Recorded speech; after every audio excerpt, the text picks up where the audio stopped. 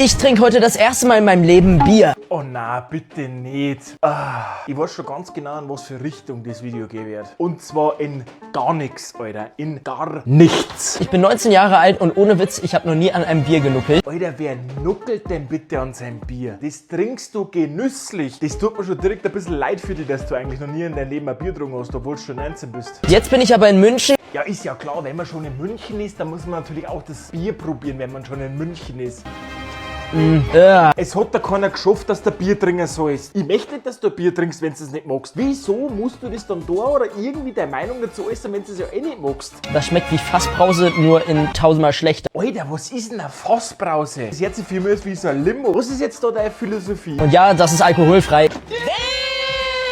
Ist ja klar, dass es nicht schmeckt, wenn es auch alkoholfrei ist. Du hast den Deppenpreis verdient von 2025. Du bist wahrscheinlich so ein Stadtkind, das wo daheim sitzt und sich 15 Liter Wildberry Lillet einlittert, weil das ja so super ist, weil das ist ja nicht so schädlich wie das Bier. Oh. Stattdessen, dass man einfach nur griebig beieinander sitzt, 2 oder 3 Weißbier trinkt, ist man nicht gleich Alkoholiker oder sonstiges. Du kriegst sicher einen Hals. Du kriegst sicher einen Hals. Irgendwann stirb ich mit einem Herzversagen von lauter Bluthochdruck.